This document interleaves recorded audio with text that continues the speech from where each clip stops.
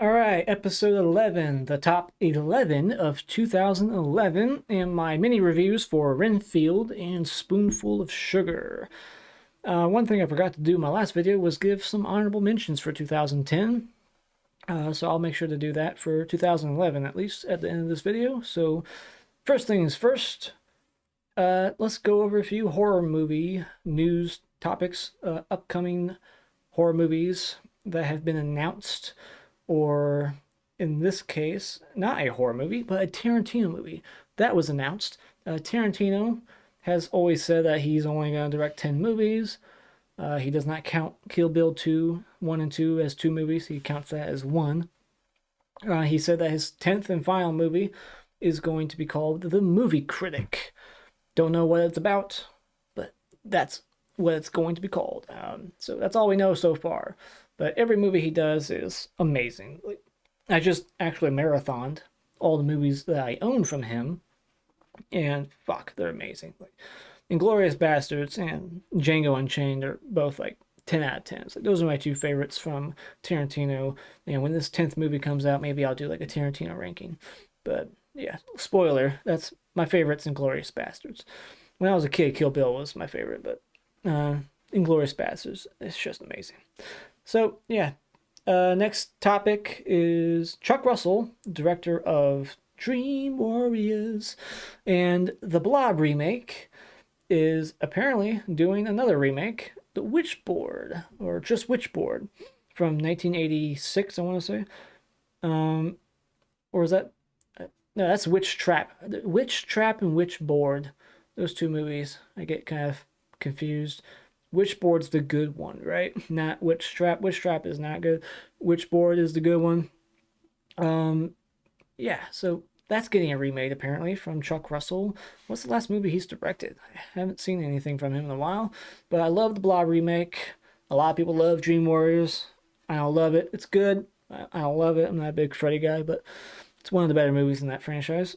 So yeah, really curious to see what they do with Witchboard. I think they made sequels to that, didn't they? I think there's a trilogy of Witchboard films. I've only seen the first one. I doubt the sequels are any good. But yeah, so Witchboard is getting a remake. Now, Bird Box from 2018 is getting a sequel that takes place in Spain. It's called Bird Box Barcelona, which I believe is in Spain, right? And it's a sequel to Bird Box, and it's coming out this summer to Netflix. It's been a long time since I've seen Bird Box, but I remember liking it a decent amount. Like I didn't think it was bad. I just remember all the memes that came out after the movie, and everyone wearing blindfolds, and there was like some supernatural entity that if they looked at it, it killed them or something, or made them kill themselves.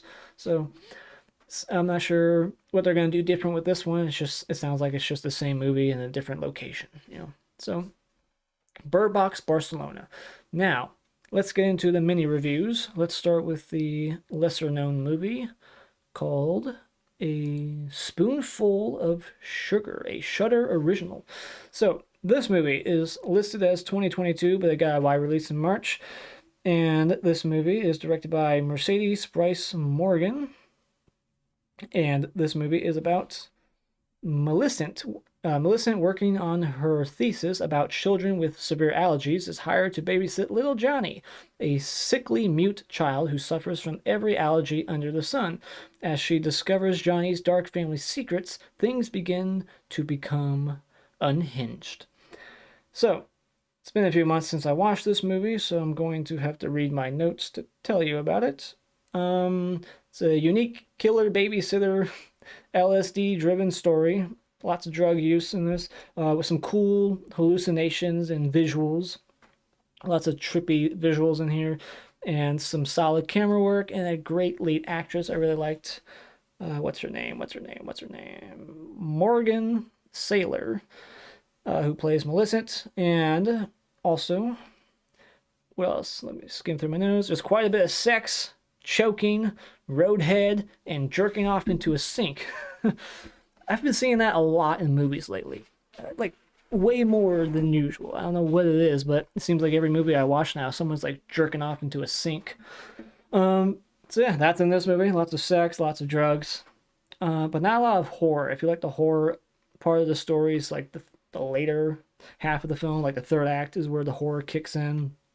The climax subverted expectations, and the end credits shot is awesome. While answering one of my few questions, the ending is probably going to be divisive, and it's more of a character study and psychological drama than horror, is what I have written down here. Takes a long time for it to get to the horror portion. That's what I wrote.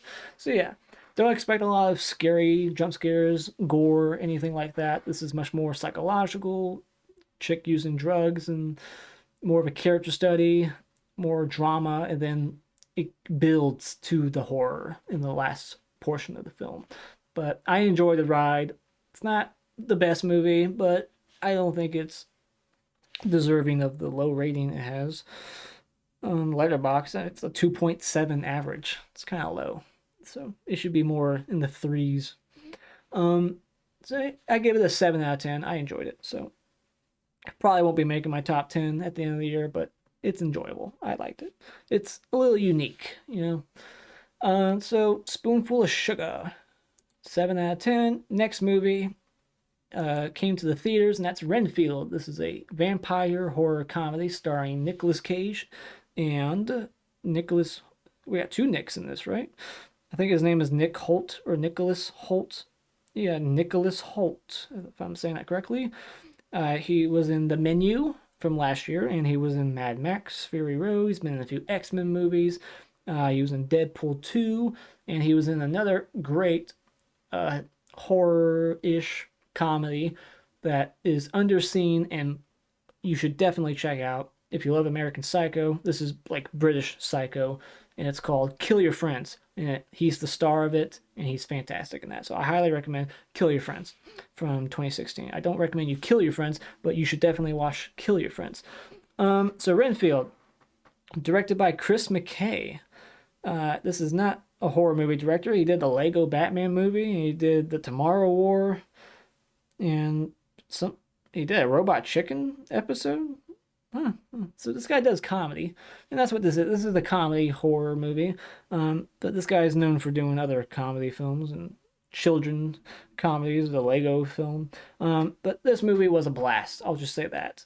9 out of 10. One of the best theater experiences of the year for me. I enjoyed this movie beginning to end. It's a little corny at times. You know, Nicolas Cage kind of cages it up a bit, turning his name into a verb. Like he cages it. Like he has some Nick Cage moments, you know. And if you've seen enough Nicolas Cage moments, you know what I'm talking about. If you've seen enough Nicolas Cage movies, you know what I'm talking about. Like he just gets wacky in some scenes. But the synopsis is: having grown sick and tired of his centuries as Dracula's lackey, Renfield finds a new lease on life and maybe even redemption when he falls for feisty, angry traffic cop Rebecca. So yeah, silly action comedy with over-the-top gory violence and CG blood, but done well. Like this is excessive CG blood, like fountains. Just there's a lot of blood and gore in this, more than I was expecting, and that kind of helped elevate the film a bit for me because I'm a gore hound. And next to like Project Wolf Hunting, this is like probably the second goriest film of the year so far.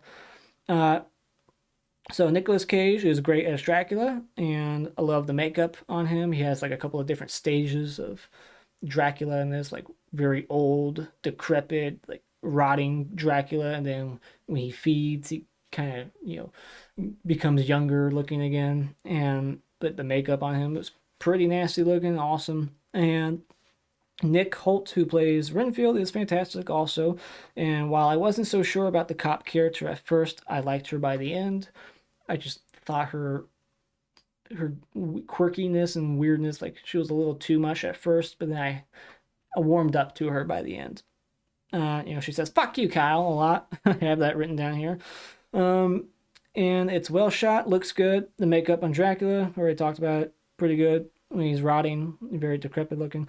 The pacing, energetic at first, very fast. With narration, a lot of time and location jumping. It's one of those movies that jumps around quite a bit from locations and back and forth in time. It's not a linear timeline. And when it slows down for character development and heartfelt conversations, it doesn't overstay its welcome and kicks back into high gear. And the action in this movie is well shot, very well done. And the humor lands almost every time, so that's important in a horror comedy. And also, yada yada yada, it doesn't go into like too far. It doesn't go too far into like the goofy, cringy territory. I'm not a fan of like trauma type of humor or like slapstick stuff. This is my kind of humor. This worked for me. Um, and the sets for Dracula's lair and the crime organization are just like the violence in the film. It can look over the top, like it almost seems like something out of like a comic book or like a video game. The movie's over the top, but in a good way. The action scenes, I already said, well done. Kick-ass music, so that's always a cool, good thing to have, is a kick-ass soundtrack. So yeah, I really enjoy this movie. It's one of my favorites of the year, and seems to be underrated in my opinion. The average rating for this one is 3.1. That's not too bad, I guess, but I don't know, I don't think it's getting talked about enough. Renfield, one of the best vampire movies to come out in a long time. I just had so much fun with this one.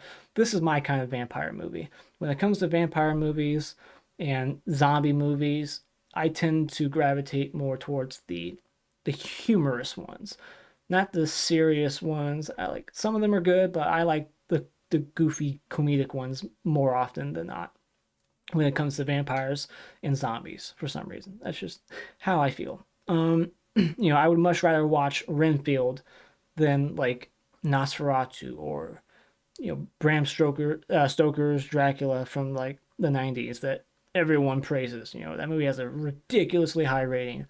The one with Gary Oldman, like that movie has like almost like an 8 on IMDb. Everyone calls it a masterpiece. I'm bored to tears with that movie. I'm not into it. It's too serious, too melodramatic. I don't know. It just doesn't work for me. I like the goofy shit. So, Renfield, 9 out of 10. Worth every penny. Buy it. Buy it, buy it, buy it. So, let's get into my top 11 of 2011. And I'll shout out some honorable mentions at the end if I remember. No promises, because my memory is shit. So, just like with 2010, I'll say it again quickly here, these movies were released wide in the United States in 2011. So some of these movies, if you look them up, they're going to say 2010 on Letterboxd or on IMDb. But the way I'm doing these lists is if it didn't come out for me to see in the year it says, then I'm not counting it. I don't care if it says 2010. If I couldn't see it in 2010, I'm not putting it on the list. So quite a few of these movies, if you look them up, they're going to say 2010, but they didn't get a wide release for me to see until 2011. So there. All right, so number 11 is, I'm not going to talk about each movie, review them. I have reviews already for probably half of these movies. So yeah, number 11, hold on. The Thing, prequel, starring Mary Elizabeth Winstead, directed by long name I'm not going to pronounce. What's up with these damn names? They're so hard to, like, I couldn't even venture a guess how to pronounce this person's name. They're Dutch. I'll just say that. All right, so this is the prequel to The Thing, so I don't think I need to read synopsis. I think you know what it's about. It's a group of like scientists, people, they find an alien and then it mutates or takes the form of them, so they don't know who to trust. Lots of paranoia, lots of god-awful CGI. That's the one thing holding. If this movie had the practical effects of the original, more people would come around and love this movie, and it would get the rating it deserves. Like, it's not a bad movie. You just gotta look past the CGI. So that's all I'll say.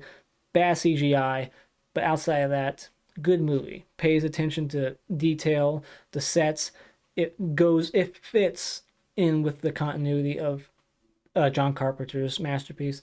It bleeds into that movie so well. Like, you can watch this movie and that one back to back and not miss a beat. Like, it's a great like double feature. So yeah, The Thing, my number 11. The Skin I Live In. All right,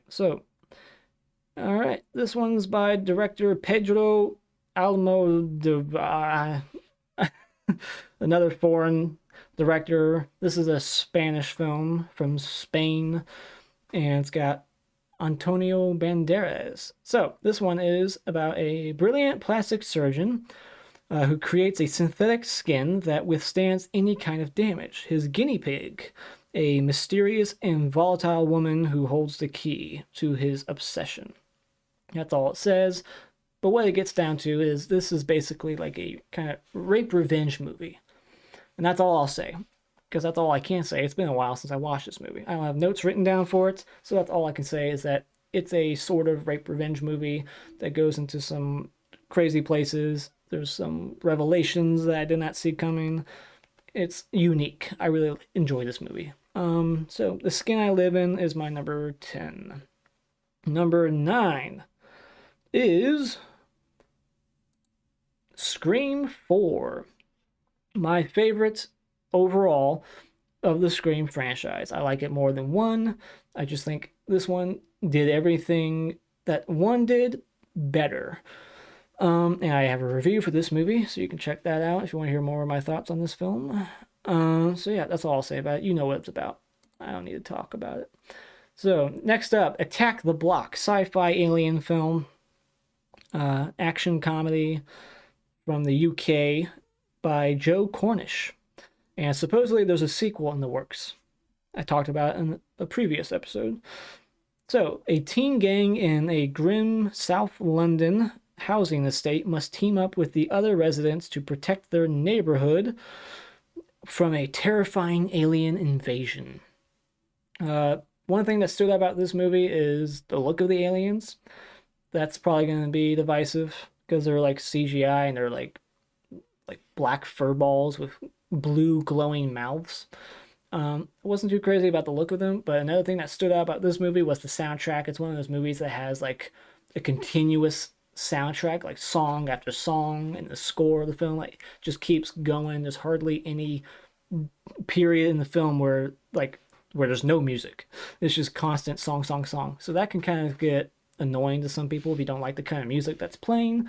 At first, I wasn't into it, but then as the movie got going, by the second half of the movie, I started to actually enjoy the soundtrack. So yeah, fun alien film. It has the guy from Hot Fuzz and Shaun of the Dead. What's his name? Nick Frost. So yeah, number 9, I believe, right? No, 8. Number 8, Attack the Block. Next up, number 7, Insidious, 2010. Wide release, April 2011. By director James Wan, my favorite horror director, working today. And this is getting a sequel, getting part 5 here pretty soon.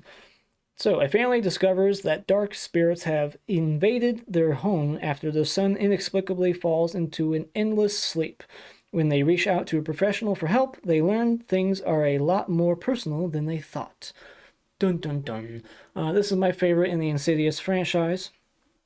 And I have a review for this one, so you can go listen to that to hear more of my thoughts. I don't want to talk too long about these movies. So, moving on, Dream Home. Again, 2010. Wide release in 2011. And this is a Chinese slasher. And I do have a review for this one also, so check that out. But I guess I can quickly tell you what it's about. A woman who will go to whatever lengths necessary to obtain her dream home with a view of the sea. That's all it says. This includes driving down the property value and decreasing the occupancy rate by killing her potential neighbors. So yeah, this chick wants a home so bad she kills everybody in the apartment building to drive down the property value. Yada yada yada. Graphic kills, mean-spirited, some CG here and there. That's really my main complaint. It's the CG. But great kills. If you want to find a cool, gruesome slasher movie, check this one out. Balada Trista, what's that? That's the foreign title for this movie. The Last Circus by Alex de la Iglesia.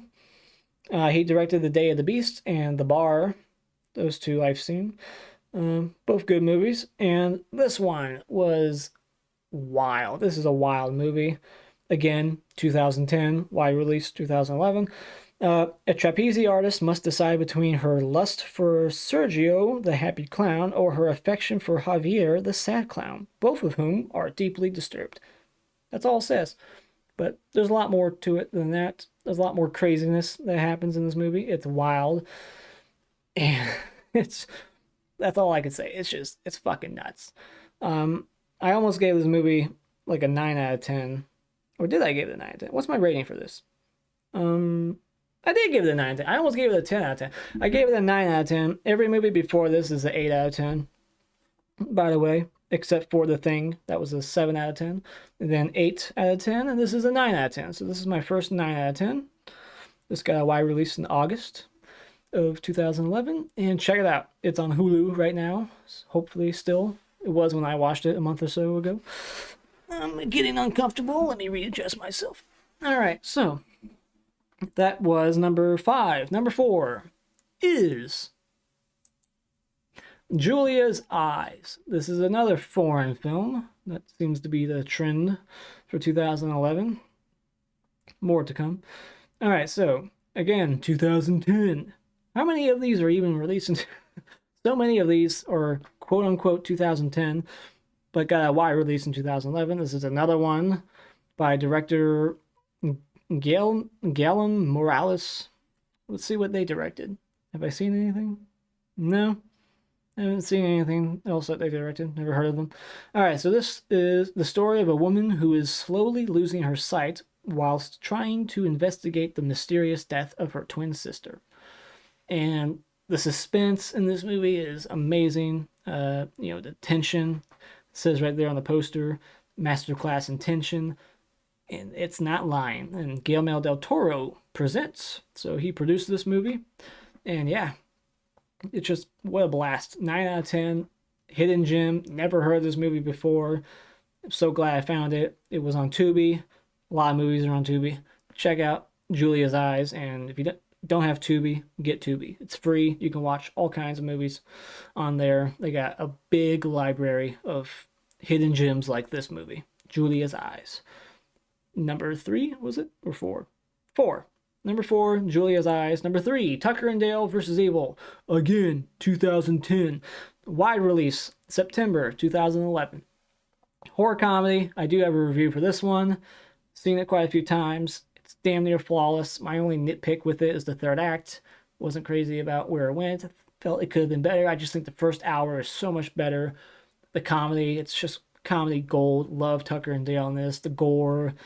It's such a fun movie that just takes the tropes. It makes fun of the tropes of the genre, flips it on its head. It's amazing. Check it out. Tucker and Dale versus Evil. Not even going to read a synopsis. Fuck it. Number 2, Final Destination 5. Think you know what this is about. It's, just like Final Destination 1 through 4. Person has a premonition, they cheat death, and then death gets pissed off and hunts them down one by one, killing them in gruesome accidents.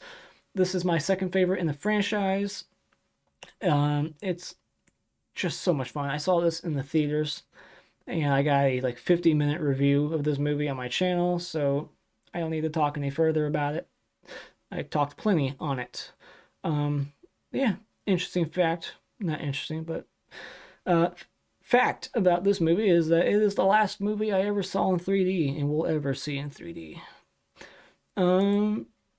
I Saw the Devil. Number 1, 2010. Wide release in March 2011. This is a South Korean film, so we got another foreign film on the list. And this is a 10 out of 10. Masterpiece. Again, I have a review for this movie. Check it out, where I basically blow this movie and say how fucking awesome it is. Some people say it's not horror. Those people can fucking jump off a bridge. Those people are insane. This is a horror movie. It's about a cannibal and a serial killer and revenge. Just 3 amazing things for horror movies. I love revenge movies, and this combines horror and revenge together beautifully. This guy captures the serial killer who killed his pregnant fiance, and when he captures him, he tortures him a little bit, lets him go, and then captures him again, tortures him more, can't speak, and then lets him go, repeat, rinse and repeat, but then there's consequences as a result of that, and the ending of this movie is, mwah, fucking love it. It's amazing. 10 out of 10. I Saw the Devil. Best movie of 2011. Or some people would argue 2010. If it was a 2010, this would have been my number one of 2010. But it's not. So it's my number one of 2011. So, honorable mentions. Oh, almost forgot. Honorable mentions. So, some other movies that were competing for my number 11 spot were Grave Encounters, the Fright Night remake, a foreign film called Kidnapped. Now, interesting thing about this movie, why it was rated so high is because of how it was filmed. It's one of those movies where they make it look like it's like long takes, or maybe it was. I don't know. Like the movie seemed like it was shot in 6 takes. Like every scene, the shot would go on for like 20 minutes. So that was interesting. It's a home invasion movie where everything is like done in one long continuous take, lots of choreography and moving parts. Very impressive. Livid or Livid, Paranormal Activity 3, The Awakening, and The Reef. And I mean, there's a lot of movies I could have put at that 11 spot, but I wanted to shout out The Thing because I think it's underrated. So yeah. How about some dishonorable mentions? Some movies that can go fuck themselves. The Dead. This movie surprisingly has a decent rating. I don't get it. Fuck that movie. Children of the Corn Genesis. Terrible. The Howling Reborn. Terrible. Hellraiser Revelations. Terrible. Wrong Turn 4. Garbage. Apollo 18. Did not like it. The Tunnel. Found footage movie. This drama, quote-unquote horror movie was listed as horror, but it's more of a drama cult film called Martha, Marcy, May, Marlene. Stupid title. Stupid movie. Boring. The Human Centipede 2. Never want to watch that movie again. It's gross as fuck. So, yeah, those are my dishonorable mentions. What are your favorite movies of 2011? Let me get rid of that. Top 11 of 2011. Let me know what are your thoughts on Spoonful of Sugar and Renfield. Let me know in the comments below, and I will see you in the next video, whenever that may be.